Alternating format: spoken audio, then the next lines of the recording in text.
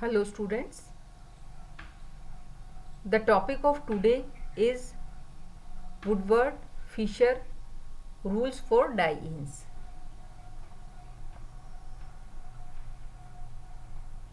From the study of the ultraviolet absorption spectra of a large number of the compounds, in 1941 Woodward gave certain rules for correlating lambda max with molecular structure.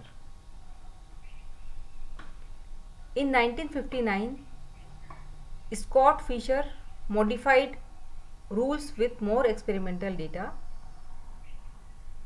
The modified rules known as Woodward-Fisher rules and can be used to calculate the position of lambda max for a given structure. किसी भी compound में lambda max की गणना करने के लिए Woodward ने 1941 में कुछ आनुभाविक नियम प्रतिपादित किए, जिन्हें बाद में 1959 में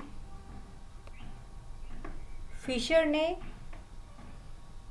रूपांतरित किए कुछ एक्सपेरिमेंटल डेटास के आधार पर, और उसी रूपांतरित नियम को हम वुडवर्ड-फिशर रूल्स के नाम से जानते हैं।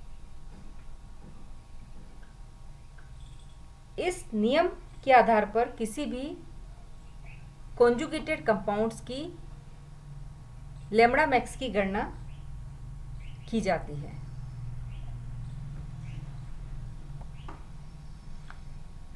तो आज हम डिस्कस करेंगे Woodward-Fisher rules for calculating lambda max in dienes.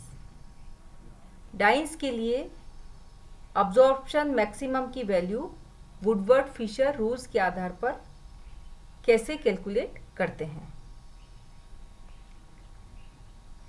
Absorption maximum means lambda का मतलब होता है किसी भी कंपाउंड द्वारा यूवी या विजिबल रेंज में कितनी रेडिएशंस को अब्जॉर्ब करना, वही उसका लैम्बडा मैक्स कहलाता है। और लैम्बडा मैक्स की वैल्यू डिपेंड करती है लेंथ ऑफ कॉन्जुगेटेड सिस्टम पर। जितना ज़्यादा कॉन्जुगेशन होगा लैम्बडा मैक्स का मान उतना ही ज़्यादा होगा। हम लैम्बडा मैक्स को डाइंस के लिए कैलकुलेट करेंगे। डाइंस मीन्स किसी कंपाउंड में यदि दो डबल बॉन्ड प्रेजेंट हो तो उसे हम कहेंगे डाइंस। तो हम यहाँ देखेंगे कि कॉन्जुगेटेड डबल बॉन्ड्स कितने प्रकार के हो सकते हैं। Types of double bonds in conjugation. Conjugation में विभिन्न प्रकार के डबल बॉन्ड्स पाए जाते हैं, जिसको हम वन बाय वन देखेंगे। फर्स्ट इज एलिसाइक्लिक डाइईन और dienes contained in an open chain system. Alicyclic या हम इसको कह सकते हैं अचक्री डाइईन, जिसमें ओपन चेन सिस्टम हो। इसका जो बेसिक यूनिट होगा वो होगा ब्यूटाडाइन सिस्टम। तो जो ब्यूटाडाइन सिस्टम है उसको हम बोलेंगे असाइक्लिक डाइईन या ओपन चेन सिस्टम के नाम से हम इसको जानते हैं। सेकंड होगा होमो एन्युलर कॉन्जुगेटेड डबल बॉन्ड्स। जब कॉन्जुगेटेड डबल बॉन्ड किसी एक ही रिंग में प्रेजेंट हो तो उसको हम बोलेंगे होमो एन्युलर कॉन्जुगेटेड डबल बॉन्ड्स। यहाँ देखिए आप, दो रिंग है लेकिन जो डबल बॉन्ड कॉन्जुगेशन है वो सिर्फ एक ही रिंग में प्रेजेंट है।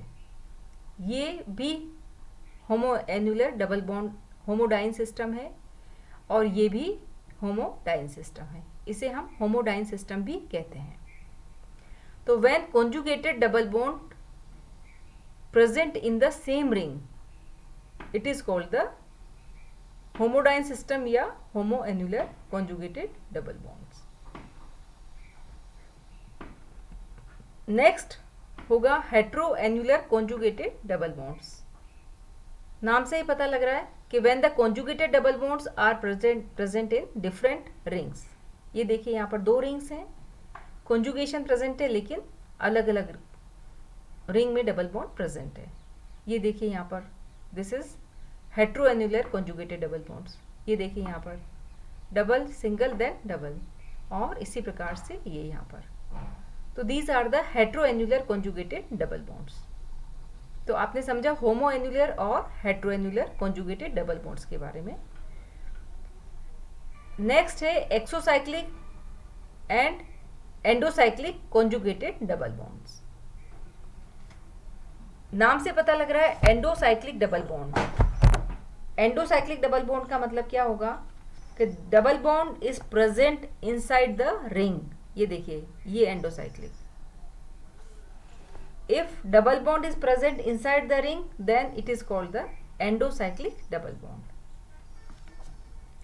But exocyclic bond is a double bond part of the conjugated system formed by any carbon atom of any ring but present outside the ring। ये देखिए इसी का ये पार्ट है, इसी के कार्बन के बाहर की तरफ जो बॉन्ड होगा वो एक्सोसाइक्लिक कहलाएगा। इसी कॉन्जुगेशन का पार्ट है लेकिन इस कार्बन से बाहर की तरफ जो बॉन्ड है वो एक्सोसाइक्लिक बॉन्ड है।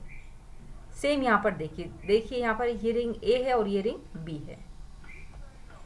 इस ए रिंग में ये वाला जो बॉन्ड है वो इसके लिए ये एंडोसाइक्लिक डबल बॉन्ड है। बट इस ए रिंग के इस कार्बन से ये जो बाहर की तरफ जो डबल बॉन्ड जाता है वो कहलाएगा exocyclic double bond for ring A. ये आपको एकदम समझने की ज़रूरत है। यहाँ ये देखिए ये दिस इज द कार्बन। ये कार्बन इस रिंग ए का है और इस रिंग ए से जुड़ा हुआ ये बाहर वाला जो बॉन्ड है वो कहलाएगा exocyclic double bond to ring A. ठीक है, अब यहाँ देखिए एंडोसाइक्लिक तो आप आराम से समझ लेंगे। किसी भी इनसाइड वाला जो बॉन्ड है, डबल बॉन्ड है वो रिंग का, उसको हम कहेंगे एंडोसाइक्लिक बॉन्ड, ये वाला देखिए। बट एक्सोसाइक्लिक डबल बॉन्ड ये आपको समझने की ज़रूरत है।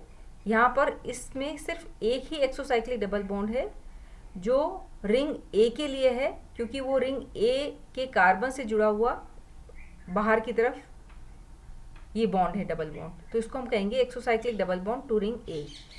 इसी प्रकार यहाँ देखिए इस रिंग ए के लिए ये वाला exocyclic double bond, this is the exocyclic double bond for ring A and this is the exocyclic double bond for ring B. देखिए रिंग का बी का ये वाला कार्बन है, इस कार्बन के बाहर की तरफ जो डबल बॉन्ड है इसको हम कहेंगे exocyclic double bond for ring B, but this is the exocyclic double bond for ring A. तो इस प्रकार से आपको एंडोसाइक्लिक और एक्सोसाइक्लिक कॉन्जुगेटेड डबल बॉन्ड के बारे में समझना है। अब हम देखेंगे कि जो वुडवर्ड फिशर रूल होगा वो कॉन्जुगेटेड डाइईन और ट्राइईन और पॉलीईन्स के लिए हम किस प्रकार से अप्लाई करेंगे। तो हमें डाइईन ही पढ़ना है, लेकिन आगे हम ट्राइईन और पॉलीईन के लिए भी सेम उसी तरीके से एप्लीकेबल होता है। According to this rule each type of diene और triene system is having a certain fixed value at which absorption takes place. This constitutes the basic values or parent value. हमें क्या करना पड़ेगा कि किसी भी डाइईन या ट्राइईन सिस्टम की हमको बेसिक वैल्यू याद करनी पड़ेगी। वो बेसिक वैल्यू या उसको हम पेरेंट वैल्यू भी कहते हैं। तो सबसे पहले आगे हम टेबल में देखेंगे कि बेसिक वैल्यूज़ या पेरेंट वैल्यूज़ किसी भी डाइईन या ट्राइईन सिस्टम की क्या होती है, वो आपको सबसे पहले उसी को ध्यान में रखना है। Then the value of the lambda max depends upon number 1 the number of alkyl substituents, कि उसके अंदर कितने एल्काइल सब्स्टिट्यूएंट्स हैं, या उसको हम रिंग रेजिड्यूज भी कहते हैं। एल्काइल सब्स्टिट्यूएंट्स भी हो सकता है या रिंग रेजिड्यूज हो सकता है ऑन द डबल बॉन्ड। तो ये आपके लिए नया है, लेकिन जैसे जैसे हम स्ट्रक्चर्स को कैलकुलेट करेंगे तो आपको बहुत आसानी से समझ आ जाएगा कि एल्काइल सब्स्टिट्यूएंट्स या रिंग रेजिड्यूज क्या होते हैं। उसके बाद नेक्स्ट आपको देखना पड़ेगा कि the double bond which extend conjugation, means number of double bond extending conjugations वो आपको ध्यान में रखने होंगे। और थर्ड आपको देखना पड़ेगा the presence of polar groups such as chloro, bromo, OR are added to the basic value to obtain the lambda max for the particular compound. तो ये सारे के सारे इसे हम एक तरीके से इंक्रीमेंट्स कह सकते हैं। इन वैल्यूज़ को हमें बेसिक वैल्यू में जोड़ करके आपको लैम्ब्डा मैक्स की गणना करनी होती है। तो देखिए यहाँ पर ये टेबल आपको पूरी टेबल याद कर लेनी है, क्योंकि ये सारी वैल्यूज़ आपके आगे कैलकुलेशन में काम आएगी। तो सबसे पहले हम देखेंगे कि parent value for butadiene system और असाइक्लिक कॉन्जुगेटेड डाइईन है। तो ब्यूटाडाइन सिस्टम जो कि असाइक्लिक सिस्टम है, डाइईन सिस्टम है, या कोई भी साइक्लिक कॉन्जुगेटेड डाइईन सिस्टम है, ऐसे केस में जो पेरेंट वैल्यू होगी वो 217 मिली माइक्रोन, या इसको हम लिख सकते हैं नैनोमीटर। तो दोनों यूनिट सेम होती है, ये आप जानते हो। तो इसको 217 नैनोमीटर या MU में भी आप याद कर सकते हैं। तो ये हो गया first parent value butadiene system और एनी साइक्लिक कॉन्जुगेटेड डाइन्स के लिए। देन एसाइक्लिक ट्राइईन अगर है तो आपको याद रखना है 245 होगी उसकी nanometre.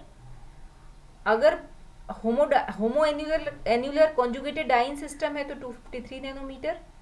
Hetero annular conjugated diene है तो 215 नैनोमीटर। तो ये सारी 1, 2, 3 और 4, तो ये 4 आपको पेरेंट वैल्यूज याद रखनी है।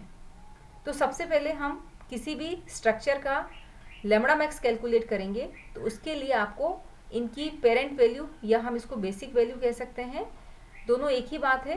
तो पेरेंट वैल्यू या बेसिक वैल्यू आपको इनकी याद करनी होगी कि वो सिस्टम कौन सा है, ब्यूटाडाइन सिस्टम है या फिर एसाइक्लिक ट्राइईन सिस्टम है या होमो एन्युलर कॉन्जुगेटेड डाइईन सिस्टम है या फिर hetero annular conjugated diene system है। तो जो भी सिस्टम आप आइडेंटिफाई करेंगे उस स्ट्रक्चर को देख करके उसके आधार पर आप उसकी पेरेंट वैल्यू या बेसिक वैल्यू को लिखेंगे। नेक्स्ट आता है इंक्रीमेंट्स फॉर ईच सब्स्टिट्यूएंट्स। जो अभी हमने पढ़े थे इंक्रीमेंट्स, वो क्या हो सकते हैं कि एल्काइल सब्स्टिट्यूएंट्स या रिंग रेजिड्यू हो सकता है।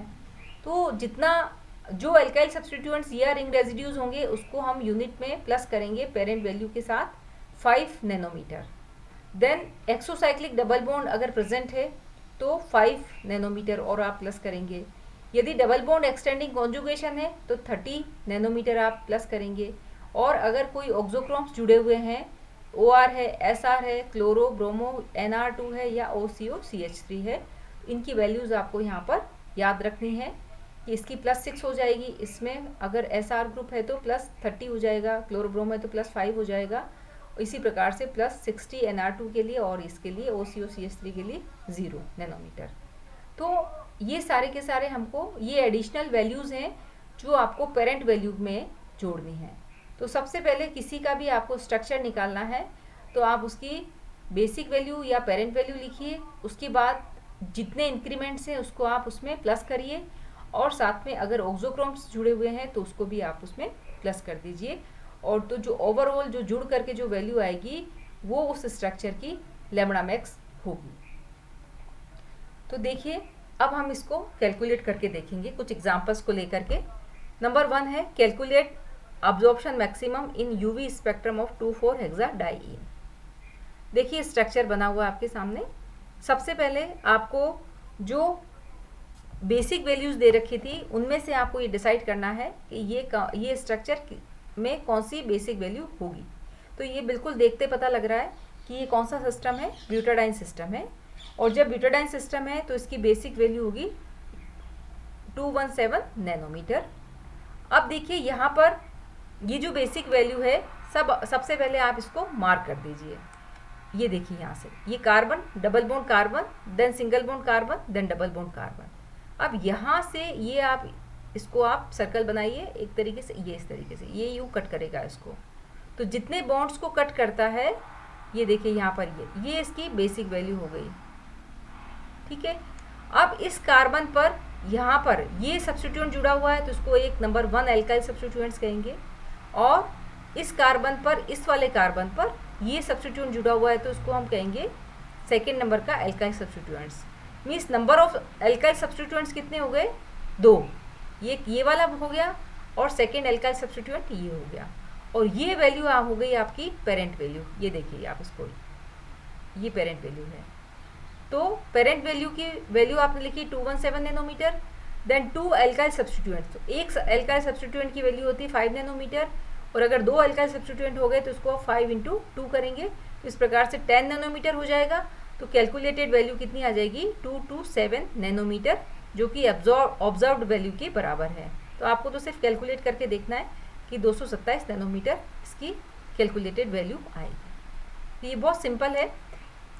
इसी प्रकार नेक्स्ट हम देखेंगे इस स्ट्रक्चर के अंदर लैम्बडा मैक्स की गणना करना। अब देखिए यहाँ पर ये स्ट्रक्चर आपको पता लग रहा है, इसमें पेरेंट वैल्यू क्या होगी? बस सिर्फ आपको 4 के बारे में सोचना है कि डाइन सिस्टम है या फिर ट्राइन सिस्टम है या फिर होमो एन्युलर सिस्टम है या फिर हेट्रो एन्युलर सिस्टम है।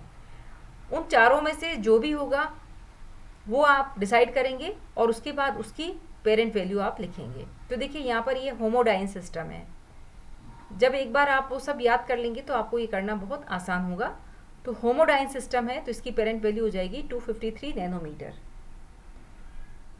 देन इसको आप देखिए ये कहाँ पर, ये अब इसके आप एल्काइल सब्स्टिट्यूएंट्स और रिंग रेजिड्यूज देखेंगे। इंक्रीमेंट्स के बारे में आपको फिर सोचना है कि एल्काइल सब्स्टिट्यूएंट्स हैं या रिंग रेजिड्यूज हैं या एक्सोसाइक्लिक डबल बॉन्ड है या फिर डबल बॉन्ड एक्सटेंडिंग कॉन्जुगेशंस हैं। तो ये भी आपको 4 इंक्रीमेंट्स के बारे में ही आपको सोचना है और उसके बाद उन इंक्रीमेंट्स को इसमें ऐड करना है। तो ये सबसे पहले आप पेरेंट वैल्यू को मार्क कर दीजिए। ये देखिए मैं इसको सर्किल को घुमा रही हूँ, ये पूरा ये आपकी होगी पेरेंट वैल्यू। ठीक है, अब पेरेंट वैल्यू में जो एल्काइल सब्स्टिट्यूएंट है वो एक तो इस कार्बन से ये वाला, this is the one first alkyl substituent and second alkyl substituent is this. तो ये 2 एल्काइल सब्स्टिट्यूएंट हो गए, ये वाला और एक ये वाला। उसके बाद आपको ये देखना है, ये तो हो गया एल्काइल सब्स्टिट्यूएंट। फिर बात आती है रिंग रेजिड्यूज की। तो रिंग रेजिड्यूज किसे कहते हैं?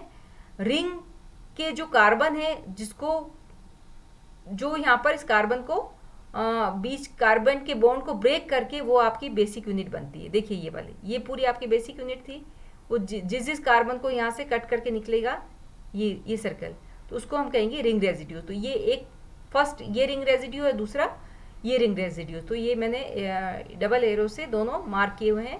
तो 2 रिंग रेजिड्यूज हो जाएंगे, 2 एल्काइल सब्स्टिट्यूएंट हो जाएंगे। तो इस प्रकार से आपका जो होमो एन्युलर डाइईन का जो पेरेंट वैल्यू है वो 253 हो गया।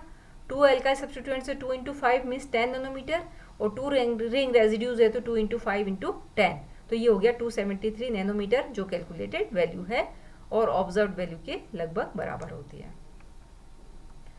इसी प्रकार से थर्ड एग्जाम्पल आप देखिए, ये इसमें भी आपको कैलकुलेट करना है लैम्बडा मैक्स इस स्ट्रक्चर के अंदर।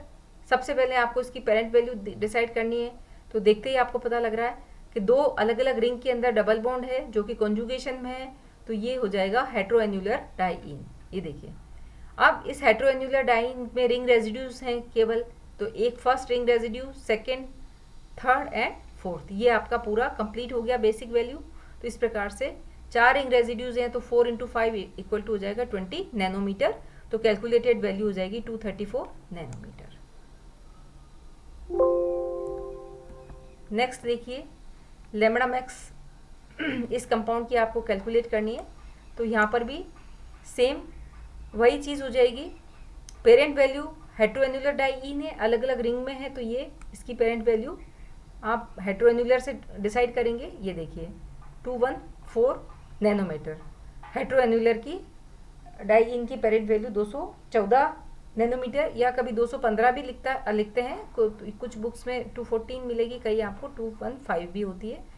तो ये लगभग सेम ही है। 3 रिंग रेजिड्यूज है इसमें, 1, 2 और 3, तो 5 × 3 हो जाएगा 15 नैनोमीटर। अब देखिए यहाँ ये एक एडिशनल इंक्रीमेंट्स है, वो क्या है? सपोज ये रिंग ए है और ये वाली रिंग बी है, तो this is the exocyclic bond for ring A. तो एक एक्सोसाइक्लिक डबल बॉन्ड हुआ तो 5 नैनोमीटर आपने इसमें प्लस कर दिया। ठीक है, अब इसमें एक थायोमिथाइल सब्स्टिट्यूएंट भी प्रेजेंट है। तो ये थायोमिथाइल अगर सब्स्टिट्यूएंट प्रेजेंट होता है तो हम वहाँ पर 30 नैनोमीटर प्लस करते हैं, जो डबल बॉन्ड एक्सटेंडिंग कॉन्जुगेशन की तरह ही होता है उसकी वैल्यू, तो ये हो जाएगा 264 नैनोमीटर। तो ये थर्ड ईयर में अगर आप इसको नहीं ध्यान में रखेंगे तो भी कोई प्रॉब्लम नहीं है, क्योंकि ये जनरली आपको थर्ड ईयर क्लास में नहीं दिया जाता। तो इस प्रकार से हम इसकी कैलकुलेटेड वैल्यू हो जाएगी 264 नैनोमीटर। नेक्स्ट देखिए, इस कंपाउंड के लिए आइसोप्रीन यूनिट है, उसके लिए हमें कैलकुलेट करना है लैम्डा मैक्स।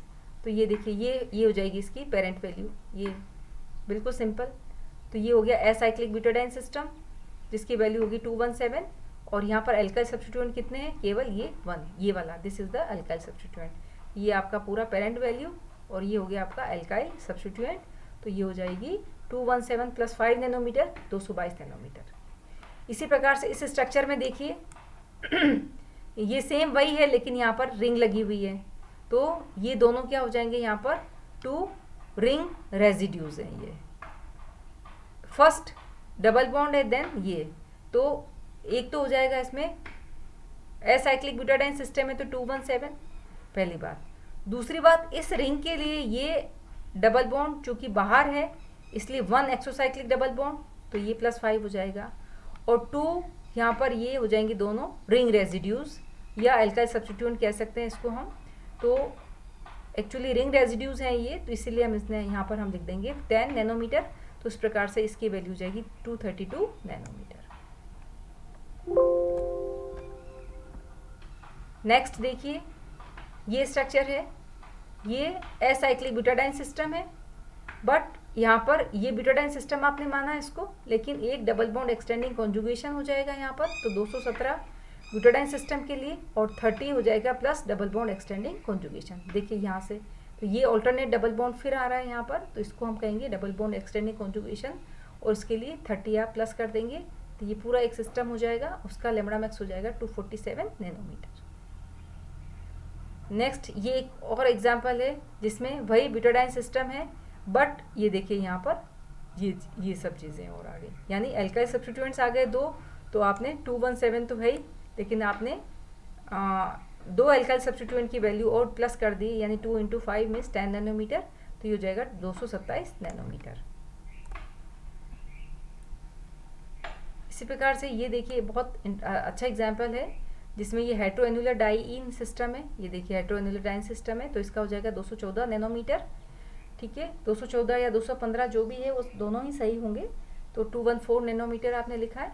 इसके बाद यहाँ पर देखिए 3 अल्काइल सब्स्टिट्यूएंट्स है, ये देखिए ये मार्क किया हुआ, first alkyl substituent, second alkyl substituent और थर्ड अल्काइल सब्स्टिट्यूएंट, या इसको हम कह सकते हैं रिंग रेजिड्यूज भी बोल सकते हैं आप। ये दिस इज फर्स्ट, सेकेंड और ये थर्ड, तो थर्ड अल्काइल सब्स्टिट्यूएंट या रिंग रेजिड्यूज इनको हम कह सकते हैं। तो ये हो जाएगा 3 × 5 तो 15 नैनोमीटर, और 1 एक्सोसाइक्लिक डबल बॉन्ड है, ये देखिए ये इसके लिए। तो सपोज ये रिंग ए है और ये वाली बी है, तो रिंग ए के लिए 1 एक्सोसाइक्लिक डबल बॉन्ड होगा, तो ये टोटल वैल्यू हो जाएगी 5 नैनोमीटर आप प्लस कर देंगे, तो हो जाएगा 234 नैनोमीटर। इसी प्रकार यहाँ देखिए आप पेरेंट वैल्यू इसकी हो जाएगी, ये देखिए ये पेरेंट वैल्यू है, हेट्रोएनुलर डाइईन सिस्टम है, ये देखिए यहाँ पर, बट यहाँ पर टोटल आप रिंग रेजिड्यूज देखेंगे तो first, second, third and fourth, तो 4 रिंग रेजिड्यूज हैं जिसमें अल्काइल सब्स्टिट्यूएंट भी इंक्लूडेड है।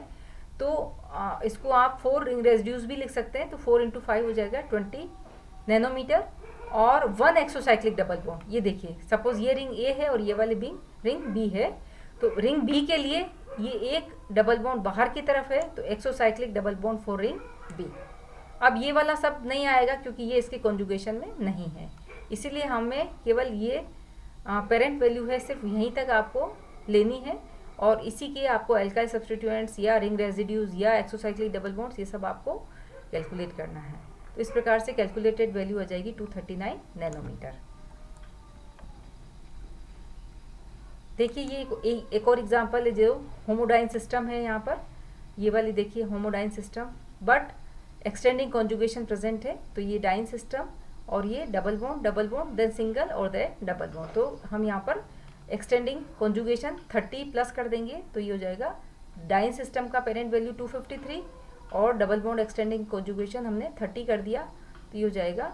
और यहाँ पर 2 एल्काइल सब्स्टिट्यूएंट प्रेजेंट है, तो 2 × 5 = 10, तो ये आ जाएगा 293 नैनोमीटर।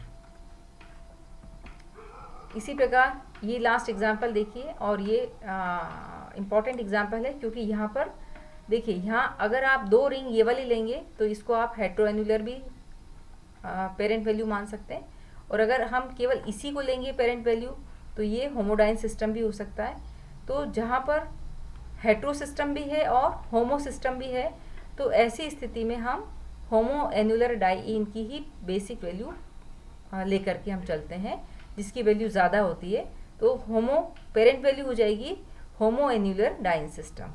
तो ये इम्पॉर्टेंट चीज़ है, जहाँ होमो सिस्टम भी है, होमो एनुलर डाइन सिस्टम भी है और हेट्रो एनुलर डाइन सिस्टम भी है, तो ऐसी स्थिति में जो पेरेंट वैल्यू ली जाएगी वो होमोडाइन सिस्टम की ली जाएगी, और बाकी सारे के सारे उसके सब्स्टिट्यूएंट्स कहलाएंगे। तो देखिए यहाँ पर ये होमोडाइन सिस्टम हमने लिया है। इस होमोडाइन सिस्टम के अंतर्गत ये जो डबल बॉन्ड होगा वो डबल बॉन्ड एक्सटेंडिंग कॉन्जुगेशन होगा, तो पेरेंट वैल्यू 253 और डबल बॉन्ड एक्सटेंडिंग कॉन्जुगेशन हमने 13 नैनोमीटर कर दिया, 30 नैनोमीटर ये हो गया।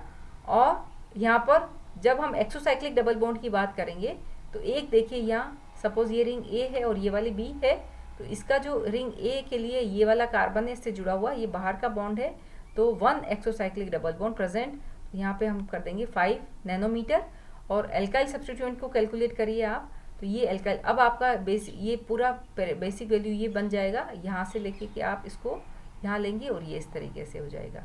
तो एल्काइल सब्स्टिट्यूएंट को कैलकुलेट करिए, कितने हो जाएंगे, ये देखिए, ये फर्स्ट, सेकेंड, थर्ड, फिर यहाँ जाइए आप फोर्थ, फिर ये जाइए फिफ्थ, और ये हो जाएगा 6। तो टोटल एल्काइल सब्स्टिट्यूएंट कितने हो जाएंगे, 6। तो इस प्रकार से ये देखिए, यहाँ से ये गया, यहाँ ये 1 2 3 4 5 और 6, इस प्रकार से जो एल्काइल सब्स्टिट्यूएंट होंगे वो ये 6 हो जाएंगे। ये देखिए यहाँ पे, तो आप इधर से लेंगे इसको, तो ये 1 2 3 4 5 और ये 6 एल्काइल सब्स्टिट्यूएंट, टोटल वैल्यू हो जाएगी 318 नैनोमीटर। तो ये हमने डिफरेंट एग्जांपल्स पढ़े, जिसके आधार पर आप आसानी से लैम्ब्डा मैक्स को कैलकुलेट कर सकते हैं। और बस आपको ये ध्यान रखना है कि पेरेंट वैल्यू किसी स्ट्रक्चर की क्या लिखनी है, और उसके आधार पर आपको इंक्रीमेंट्स ऐड करने हैं। अब आगे जो भी हम आपको असाइनमेंट देंगे उसमें आप जो मुख्य रूप से जो एरर्स आती हैं, जो आप गलतियां करते हैं, वो क्या क्या हो सकती हैं।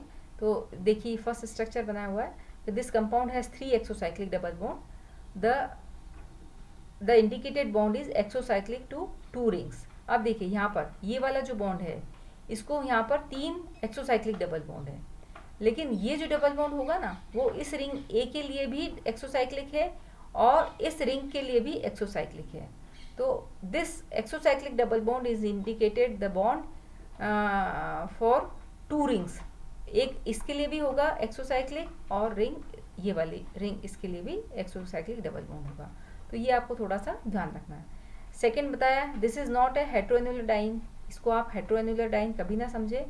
You would use the base value for the acyclic diene, ये वाला, चाहे ये एक बॉन्ड अगर रिंग के अंदर है और एक बाहर है, तो एक एंडोसाइक्लिक है और एक अगर एक्सोसाइक्लिक डबल बॉन्ड है, तो वो हमेशा एसाइक्लिक डाइन की पेरेंट वैल्यू ही कैलकुलेट करेगा। उसके बाद, this is not a homoannular diene, you would use to base value for the acyclic diene, ये वाली। अगर दोनों एक्सोसाइक्लिक डबल बॉन्ड है, रिंग के बाहर हैं, तो ऐसी स्थिति में आप इसको होमोएनुलर डाइन कभी ना बोलेंगे, this is the acyclic diene, और आपको बेसिक वैल्यू उस हिसाब से लिखनी होगी। तो ये पूरा हमने देखा Woodward Fieser rule for diene, और डाइईन के लिए हम किस प्रकार से लैम्ब्डा मैक्स को कैलकुलेट करते हैं। इनको आप सारी जो वैल्यूज़ हैं उनको आप याद कर लीजिए और उसके अकॉर्डिंग लैम्ब्डा मैक्स को कैलकुलेट करिए। आज की क्लास के लिए बस इतना ही। Thank you very much.